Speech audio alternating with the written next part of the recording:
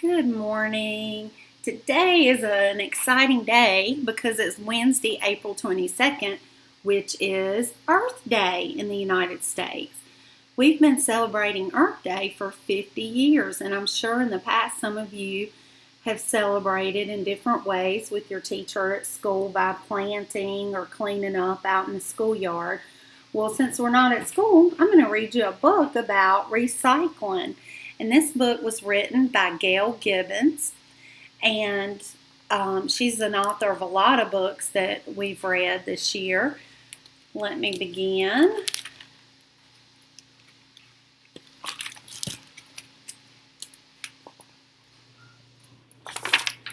Will it help if I could get to the page, right? Recycle by Gail Gibbons. More and more garbage every day. People throw more trash away. As the world's population increases, more people throw more trash away. Garbage trucks come to pick it up. But where does it all go? Here's the picture. Most of it is hauled away to sanitary landfills. A landfill is a place where garbage is dumped in heaps from garbage trucks. Some sanitary landfills are lined on the bottom with a layer of clay, soil covered with plastic. Bulldozers push the garbage into neat piles.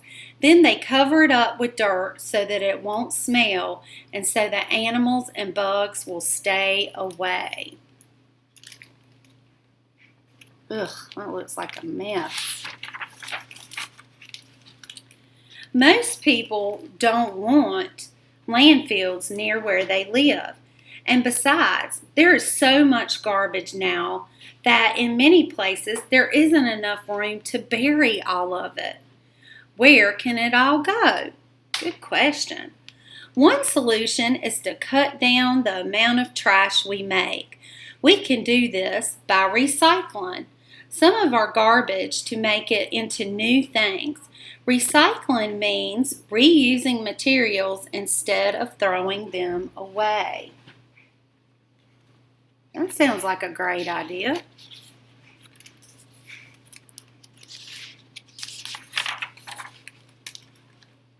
Paper.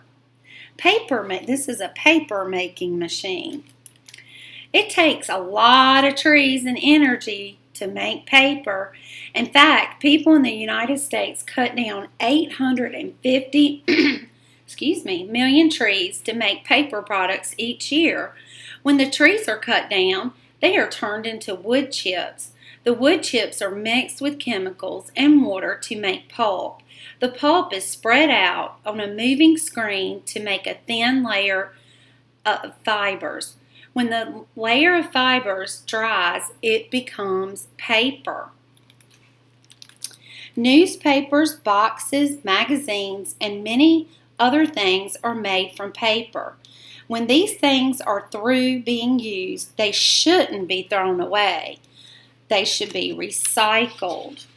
Absolutely. Most towns and cities have recycling centers where bundles of old newspapers can be dropped off. In some places, trash collectors pick up the bundles of paper and take them away for recycling. Old paper can be turned into pulp and made into new recycled paper, using less energy than it takes to produce new paper from raw materials. Recycling paper saves trees and forests, which make oxygen and help keep the air clean. Saving the forest protects the homes of many animals too. So we should definitely do that. Glass. It takes lime, soda ash, and sand called silica to make glass. These three elements are mixed together and heated at a very high temperature to make a glassy liquid. Measured amounts, sometimes dyed, are dropped into forming machines where the liquid hardens to make bottles and jars. Many products come in glass bottles or jars. Sometimes when they are through being used, they are just thrown away. It would take thousands of years for them to biodegrade at the landfill. Instead, these bottles and jars could be reused.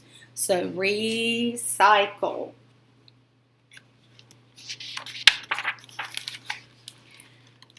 Many bottles are returnable. A small deposit is paid when bottles are bought. When they are returned, the deposit is paid back. Most of the time, the bottles are sent back to the company that made them, where they are sterilized and refilled. Sometimes the bottles are recycled into new glass. It takes much less energy and creates less pollution to make new glass from old glass. The glass is crushed and remelted. Next, recycled liquid glass is poured into forming machines and stamped into new glass products. The sand, lime, and soda ash don't have to be dug again, which would waste precious natural resources and destroy forests and fields.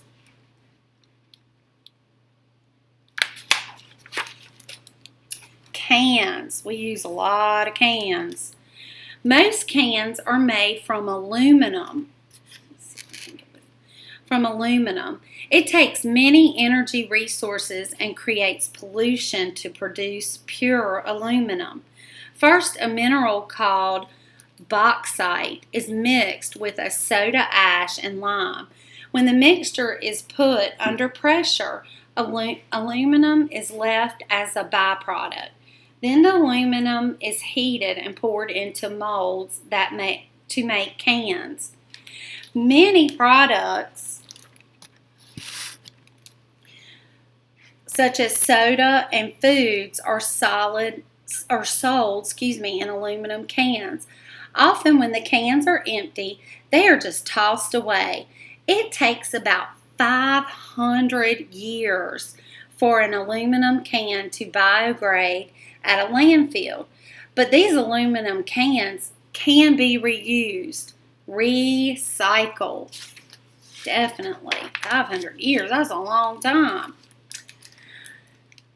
Like glass bottles, many cans are returnable for a deposit refund. After the cans are returned, they are sent to plants and ground into small metal chips. These chips are melted down and made into aluminum bars, which are pressed into thin sheets of recycled aluminum. These sheets are sold to can makers to be made into new cans. It takes much less energy and makes much less pollution to make new aluminum from old aluminum. Natural resources such as bauxite, lime, and soda ash aren't taken from the earth to be used. Fields and forests are left alone. Plastic. Plastic bottles, plastic bags, plastic plates, plastic containers. Most plastic is made from molecules called polymers, which are derived from petroleum. The plastic is heated, sometimes dyed, and poured into molds. A big problem with plastic is it doesn't biodegrade, so it doesn't break down. It can last forever. Instead of being allowed to fill landfills, litter roadsides, and harm wildlife, plastic can be recycled and used again. Recycle. Yeah, definitely plastic. Like glass bottles, aluminum cans, some plastic bottles can be returned for a deposit refund. These bottles will be sent away to be recycled into new plastic products. First, the old plastic is cleaned. Then it is chopped up, melted down, and molded into new recycled products. Recycling plastic saves natural resources such as oil and prevents pollution caused by the manufacturing of plastic.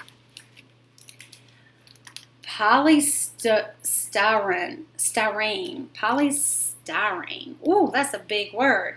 Many products are made from what we know as styrofoam. That's a little bit easier, such as cups, fast food packages, packing materials. Some styrofoam is made using gases called chlorofluorocarbons, also called CFCs. These chemicals are harmful to people and animals. When they are burned, they create poisonous gases and also harm the ozone layer surrounding our planet. Unfortunately, it's cheaper to make new styrofoam than to recycle it, and there are few useful products that can be made from recycled styrofoam. Plus, styrofoam is not biodegradable. Like plastic, it can last forever. The more styrofoam that is used and thrown away, the more garbage will sit in landfills for years and years. Styrofoam is dangerous to sea animals too. It floats on the water and sometimes looks like food. When sea animals try to eat it, their systems get clogged and often they starve to death. If more and more people learn to recycle, there will be less garbage and our planet will be a safer and healthier place to live. Recycling can become a habit that is fun and easy. Recycle. All right. Well, I hope you enjoyed this book, boys and girls, and you can look for it in NCY's Owl or at your local library. It's a very good book. And I hope you guys have an awesome Earth Day.